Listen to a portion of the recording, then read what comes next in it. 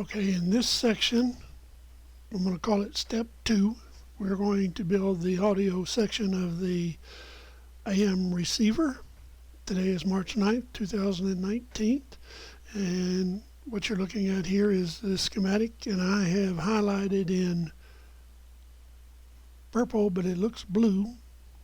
Whatever color it is, these are the parts that I have installed.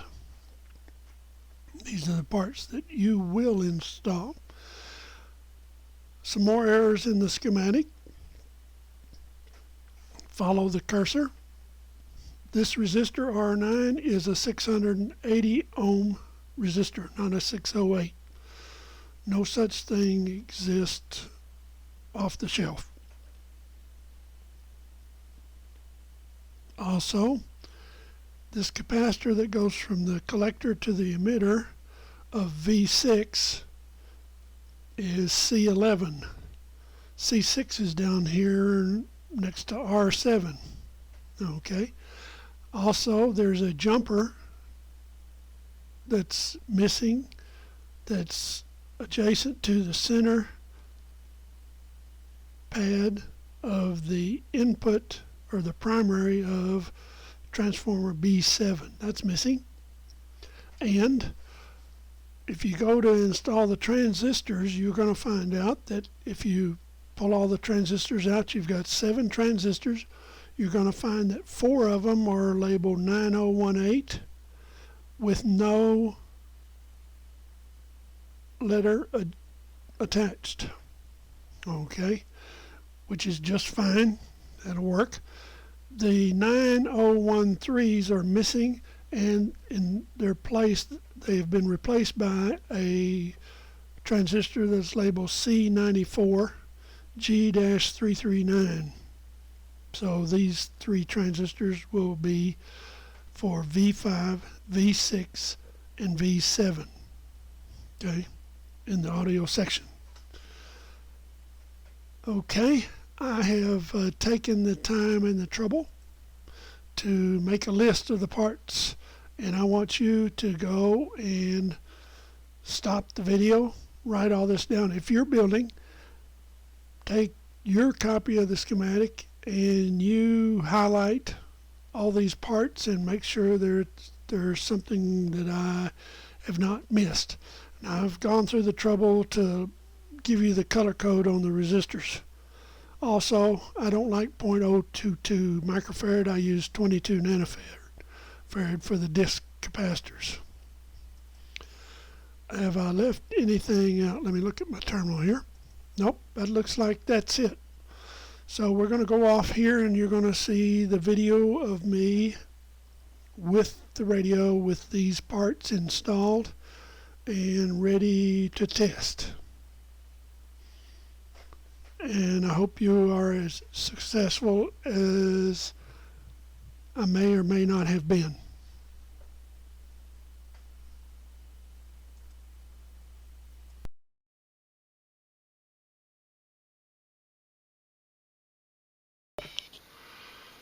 Okay, step 2 is the audio section. Today is March 9th, 2019. I have highlighted in purple here all the parts that I have installed. Let me show you some corrections. Number 1, if you go and start looking for the transistors that are to be installed in these 3 positions here, you might get a surprise. They're supposed to be 9013s. If you look at your transistors, you get 7 transistors in the kit. If you separate them out, you're going to find that you've got 4 that are labeled 9018, no letter, just 9018. And then you've got 3 transistors that are labeled C945 G-339. So these are substitutes for the 9013. Okay. Some other mistakes. There is a jumper that goes to the center lead of the transformer B7, which is the yellow one. Okay, so mark that.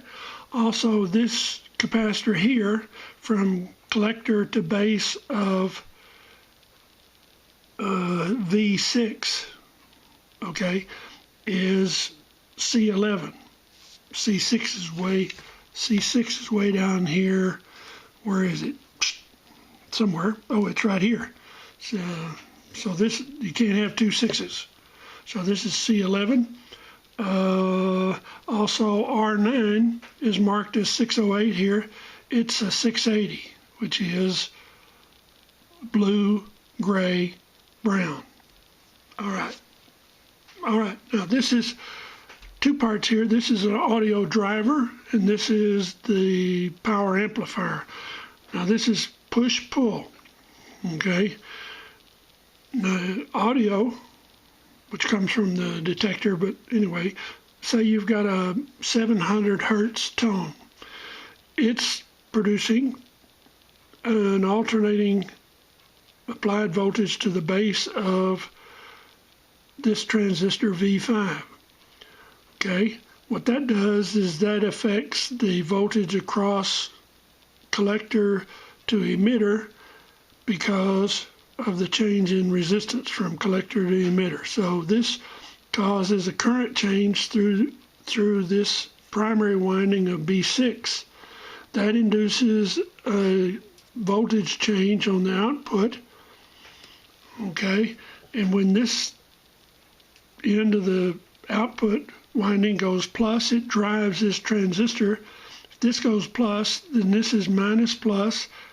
This is minus plus, which means a negative voltage is applied to V7, which turns it off. So this is a B class amplifier, and I'm sorry if I shaded that too much. I'm looking at the schematic and not at the screen. Okay, so this is a push-pull amplifier, okay, and it causes a current change across this transformer, which induces a voltage change across the output, which is fed directly to the speaker.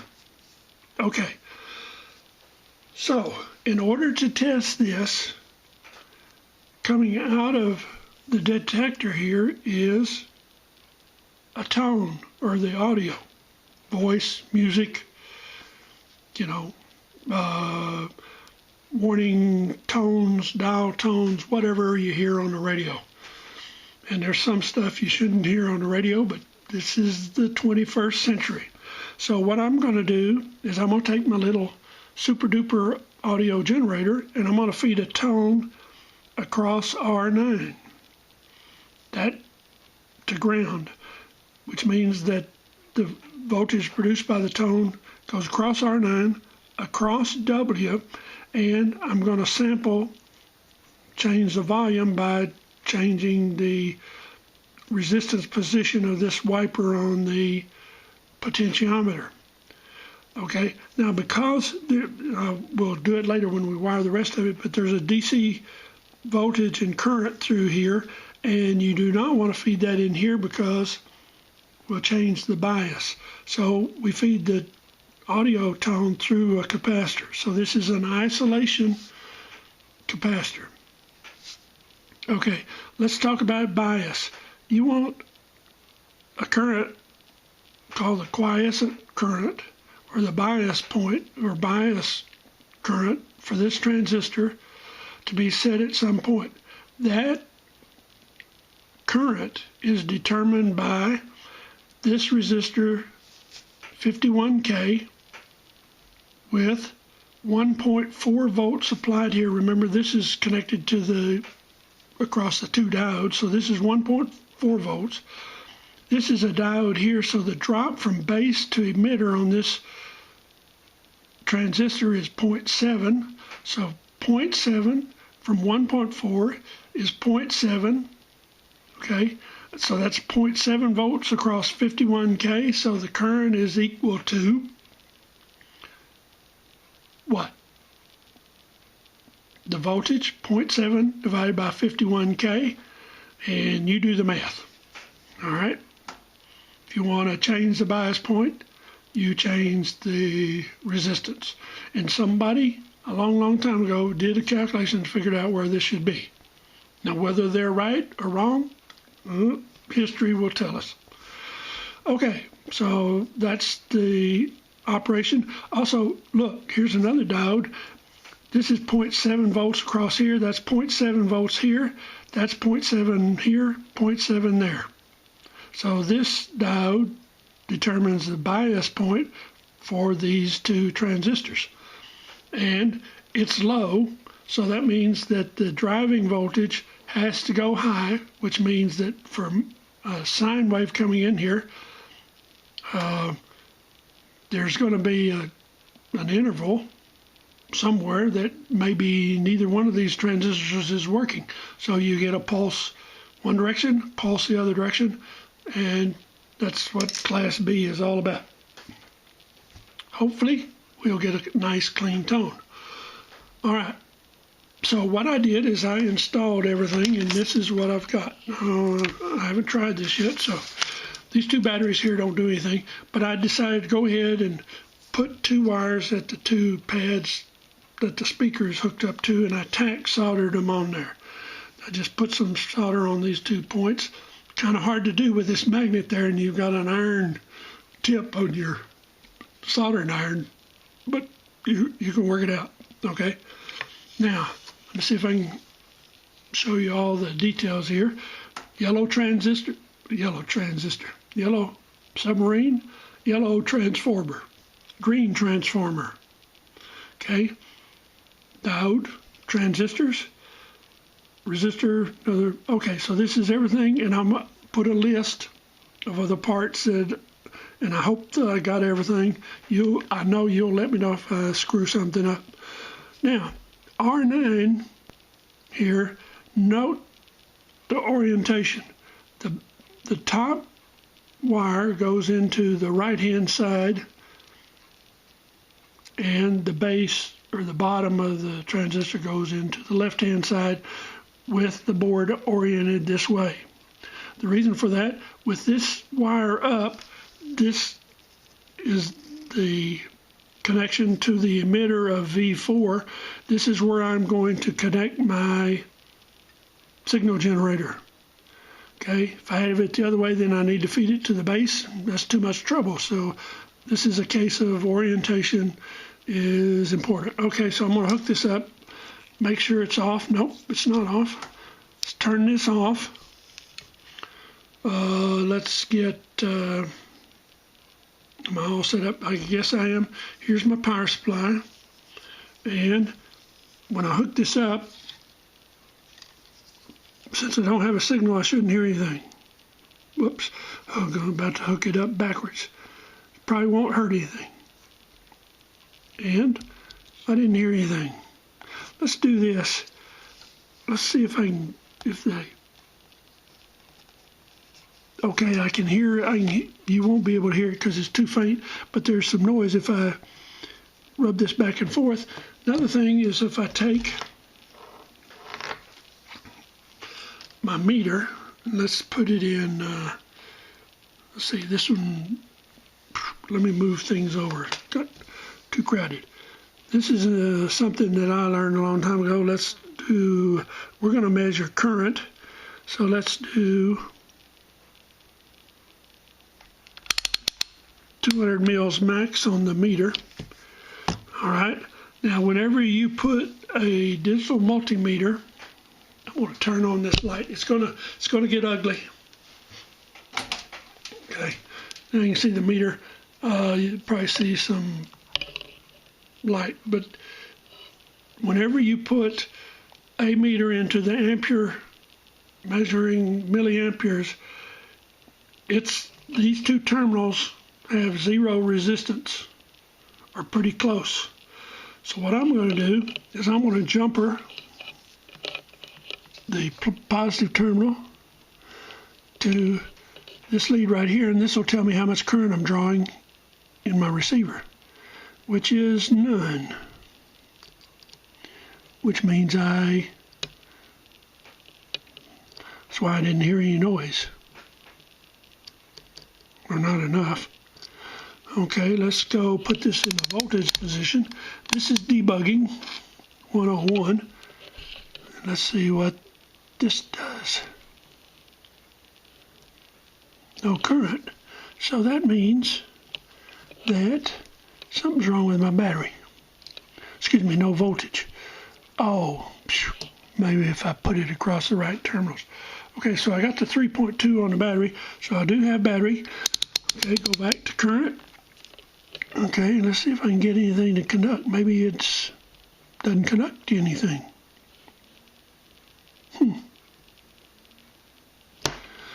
All right, let's see if I broke a wire. Nope. Well, let's go ahead and hook it up.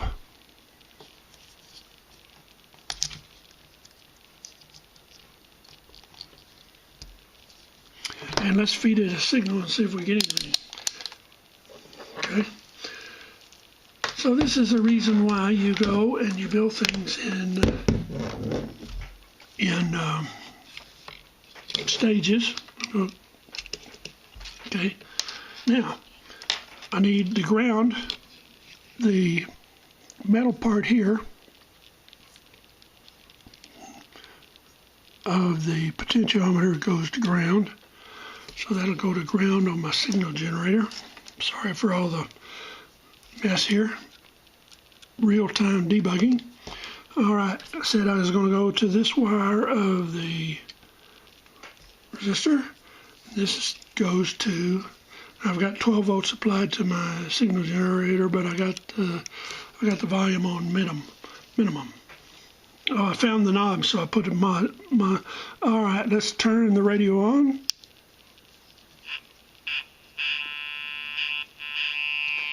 I hear a hum.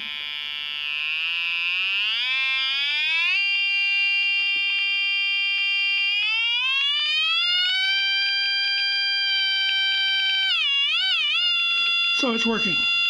Just turns out that you don't hear anything when the power supply goes on and off. All right, that's minimum. That's minimum voltage into the network, and it gets divided down. So tell me when you're tired of this tone. Now you can use this. You can use this to determine the response of your speaker. Watch this.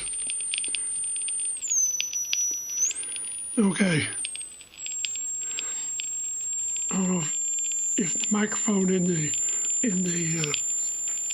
camera picks that up, but that's about 8K, or I don't know. It's pretty high. I have every dog in the neighborhood screaming, howling.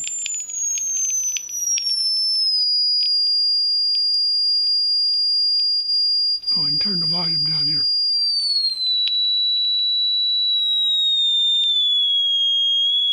See how loud it gets there? That's because I'm hitting the response. I'm hitting the peak response of the speaker. All right, I hope I have proven to you, even with some hiccups, that my audio section of my 7 transistor AM broadcast band receiver is now functional. All right, so let me disconnect the power here. Turn it off. Should turn it off for. See, is anything warm? Nope. Okay. So now I just disconnect my 2 wires. See the thing? Whoops! Get away from the magnet. I now have a magnetized. I might now have a magnetized soldering iron. Okay. Did you learn anything? Well, sometimes things work. Okay. Now, was there any other test that you want to see? Can I think of anything else to describe? Nope. So I got lucky. Everything works. Okay. That's step 2. Now, Step 3 is going to involve this bandpass filter and a demodulator, and I'm going to explain how it operates in the next video. Now, the way this works, you got signal coming in, you got a mixer, then you've got first IF, second IF. You can think of this as kind of an IF with a demodulator, but it's this bandpass. And I've got to show you something neat, okay? Say you're listening to 9:20 AM, okay? And this signal is 455 above that. The difference is going to be 455. 455 gets amplified, passed through here. So the resonant frequency of this transformer has to be 455 kilohertz. The response frequency or resonant frequency of this transformer needs to be 455. This one needs to be 455. Now, one of the things that happens is that typically people go and assemble the radio and then tune these things. I've got a signal generator. I'm going to tune them before I solder them in. Okay? How about that, sports fans? Now, how do you set the resonant frequency of an LC network? Okay, well, 1 over 2 pi square root of C times L is the resonant frequency.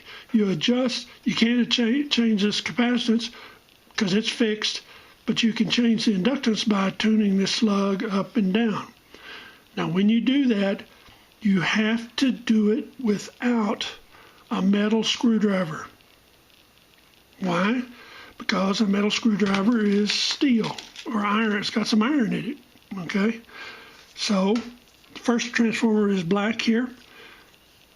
I want you to think about how you're going to tune this to 455 kilohertz before I put it in a printed circuit board. Okay? In order to change this thing, I'm going to need a plastic tool or wooden. So I'm going to take one of these skewers for a hibachi, and I'm going to whittle it down to a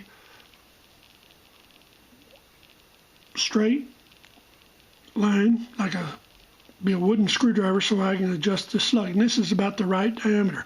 So you find something, if you go to bars, save one of those little plastic swizzle sticks or whatever, if they still have them. Figure out how you're going to tune this without using metal. That's your homework.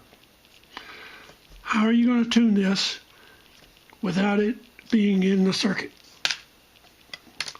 Hope you learned something, you enjoyed this, and thanks for your 20 minutes. Thanks for the 20 minutes of your life, and I enjoy doing this. See you on the flip side.